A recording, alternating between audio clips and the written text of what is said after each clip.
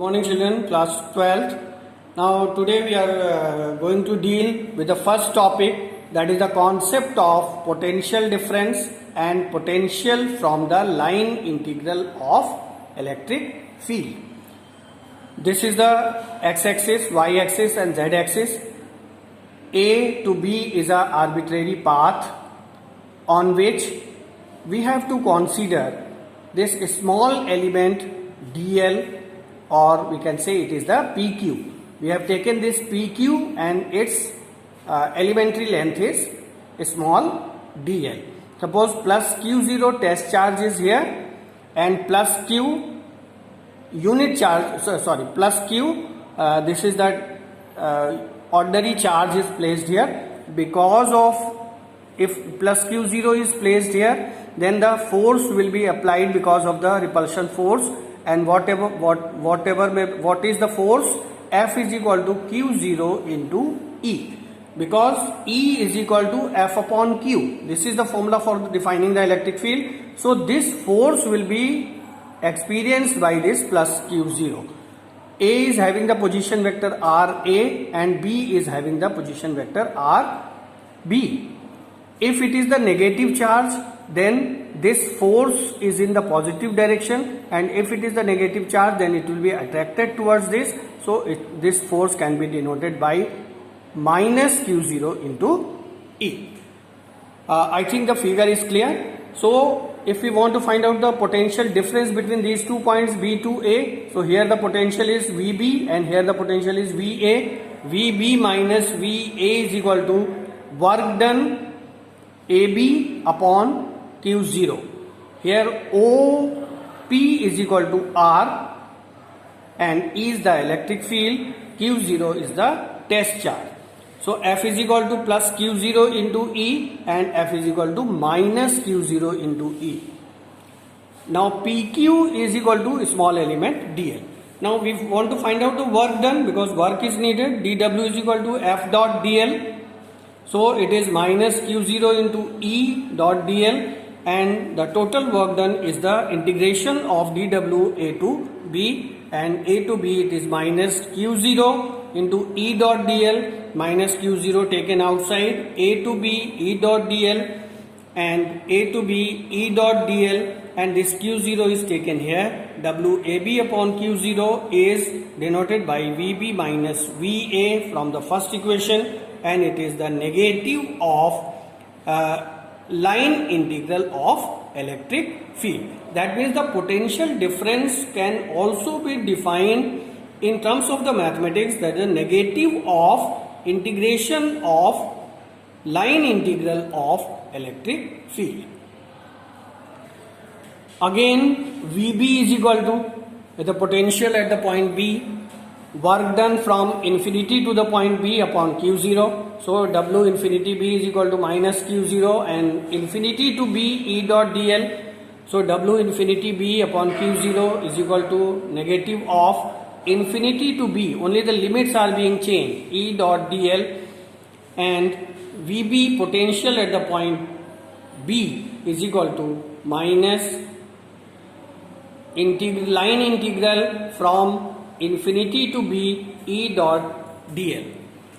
Now the second topic is expression for the electric potential difference. Suppose this plus Q is the ordinary charge and we are bringing this unit positive test charge from A to B.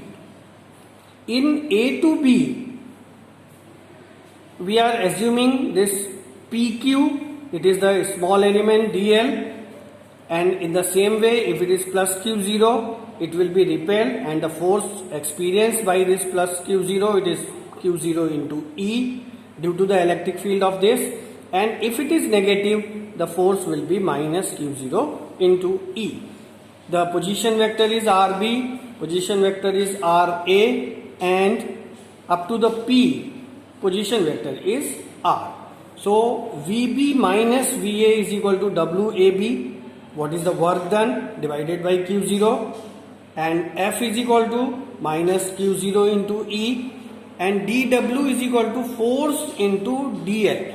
Now you can have the confusion why the force and the electric field both are equal. So here the definition of the electric field is the force experienced by the unit positive test charge. So this force is equivalent to, because q0 is equal to, here the F is minus q0 into electric field dot dl, and minus q0 into E dl cos, it is the, from this it is having the 180 degree.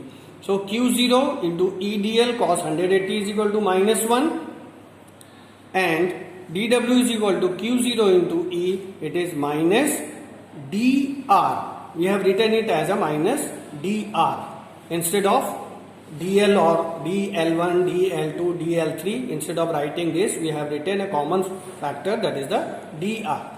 Minus q0 into E into dr.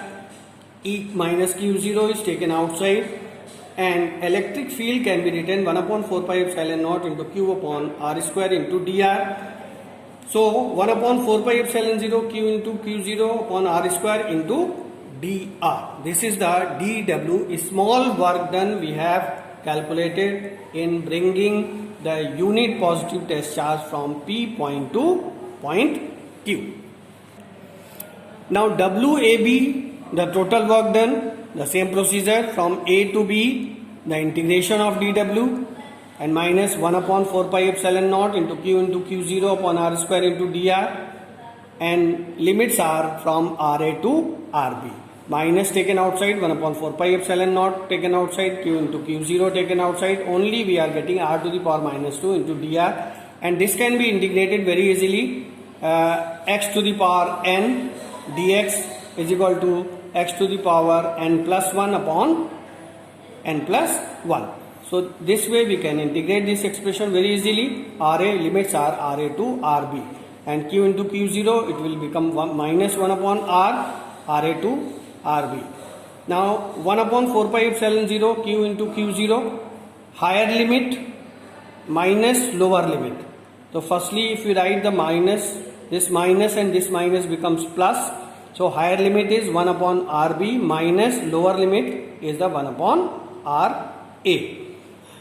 So VB minus VA is equal to 1 upon 4 pi epsilon naught Q 1 upon RB minus 1 upon RA, because Q0 will be cancelled out, because voltage is equal to WAB upon Q0. So this Q0 will be cancelled out, and finally we'll get the formula for the potential difference between the 2 points B and A.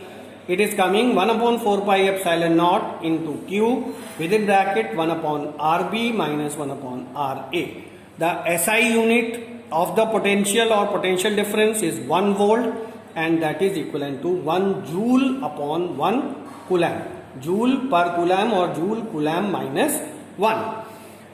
Now the third topic is the potential due to the point charge, and potential you all know that it is a scalar quantity. So this is the plus Q charge. Again we are considering when we are considering we want to find out the potential at any point, then we have to bring the unit positive test charge from the infinity to that point, and in the potential difference we have to bring the unit positive test charge from one point A to the other point B.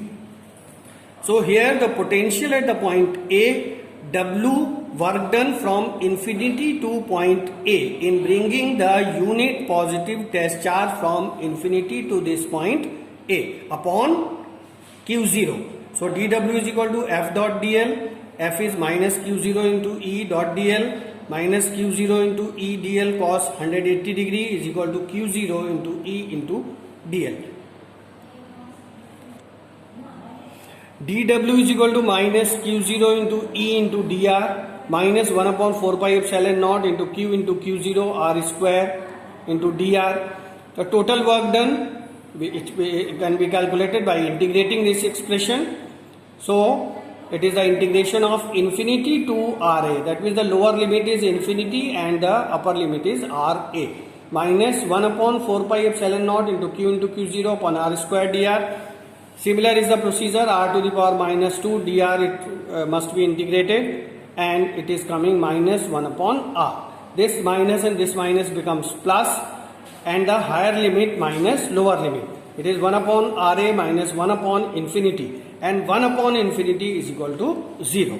So it is coming W infinity A. This work done is coming 1 upon 4 pi epsilon naught into Q0 upon Ra. Now general formula for the potential, V is equal to W infinity A upon Q0. So this Q0 and Q0 will be cancelled out when you are putting it here. So the final formula for the potential is 1 upon 4 pi epsilon naught into Q by R. The unit is 1 volt, and 1 volt is equal to 1 joule upon 1 coulomb. Now the next topic is the potential due to a system of charges. If we are having the several charges, suppose Q1, Q2, Q3, Q4 and Qn, and they are placed at the distances R1, R2, R3, R4 and up to Rn. So potential is equal to 1 upon 4 pi epsilon 0 due to all these charges. So it is Q1 upon R1 plus Q2 upon R2 plus Q3 upon R3 and plus Qn upon Rn. So potential is equal to 1 upon 4 pi epsilon 0 taken common, and we put sigma of all such type of charges. So sigma I is equal to 1 to n. That means the value of I is varying from 1 to n, and Qi upon Ri. So this is the general formula for the potential. If we are putting the I is equal to 1, we will get the first expression. If we are putting I is equal to 2, we will get the second expression, and so on. And voltage is a scalar quantity, so the positive and negative sign must be considered. Now the fourth topic is potential at any point due to an electric dipole. So firstly minus Q and plus Q, it is the dipole system of two equal and opposite charges placed at a very small distance, and this is the center point, and the P point is here where we want to find out the potential due to the presence of this electric dipole. Join this PA, PB and PO also, increase it and draw the perpendicular from here and draw the perpendicular from here. So AM is the perpendicular and BN is also the perpendicular, and from here to here the distance is R, and the dipole distance is 2L. So up to the midpoint it is L, and from here to here it is again L. Now find out the potential due to the minus Q. V1 is equal to, we have to consider the negative sign from this, but at the point P, minus 1 upon 4 pi epsilon 0 into Q upon PA. Similarly V2, the potential due to plus Q, it is plus 1 upon 4 pi epsilon 0 Q upon PB. It is a scalar quantity, so we have to take the algebraic sum simply. V is equal to V1 plus V2. It is minus 1 upon 4 pi epsilon 0 Q upon PA plus 1 upon 4 pi epsilon 0 into Q upon PB. V is equal to 1 upon 4 pi epsilon naught into Q, and we'll get 1 upon PB minus 1 upon PA. Now see, cos theta is equal to, this is the angle theta. So OM base upon hypotenuse, OA. Cos theta is equal to OM upon OA. So it is OM upon L, and OM is equal to L cos theta. PA approximately equal to PM. PO plus PM OM, that is the R plus L cos theta, and similarly PB is equal to R minus L cos theta. Substituting the values, V is equal to 1 upon 4 pi epsilon naught, Q 1 upon R minus L cos theta in place of PB, and in place of PA we are writing R plus L cos theta. Here the LCM will be R square minus L square cos square theta, and if you just divide it, then you will get this term R plus L cos theta minus if you divide it from this, you will get this term, which is the minus r, and this is minus, so it becomes plus L cos theta. 1 upon 4 pi epsilon naught k into q, the r will be cancelled out, you will get the 2L cos theta upon r square minus L square cos square theta.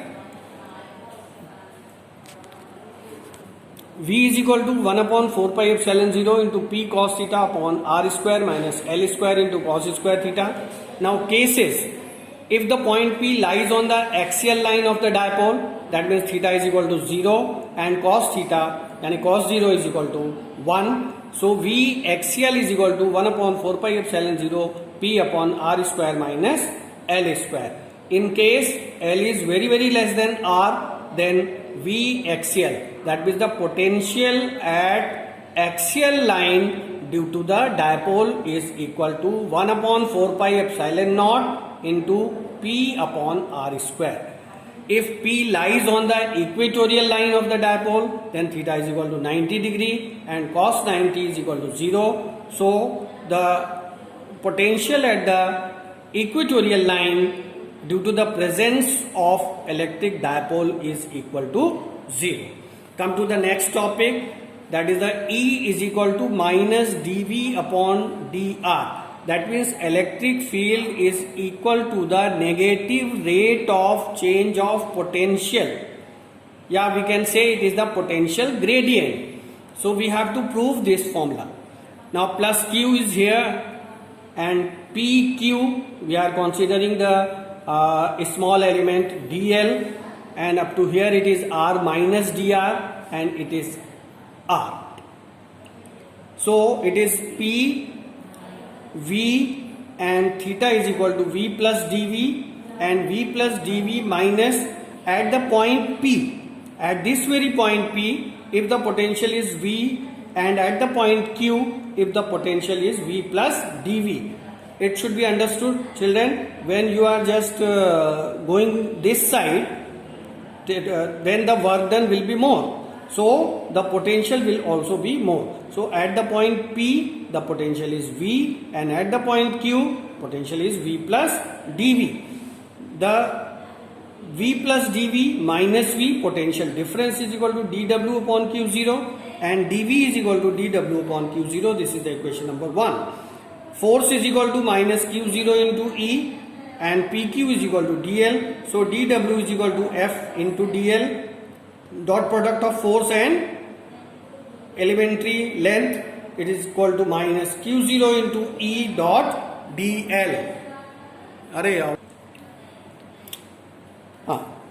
Now according to the mathematics, minus Q0 into E dl cos 180 degree, Q0 into E into dl. dl is taken as minus dr. So dW is equal to minus Q0 into E into dr. dW upon Q0 is equal to minus E dr. And dV is equal to minus E dr, or E is equal to minus dV by dr. So electric field at a point is equal to the negative gradient of the potential at that point. This negative sign indicates that the direction of electric field is always in the direction of decrease of potential. यानी कि जिधर potential decrease कर रहा होगा electric field की direction उधर ही होगी. सो dV by dr is the potential gradient, and this potential gradient is a vector quantity and its SI unit is volt per meter. I am again repeating that potential gradient is a vector quantity and potential is a scalar quantity. So this is for all children. On the next turn, we will just discuss the equipotential surfaces. Thank you very much.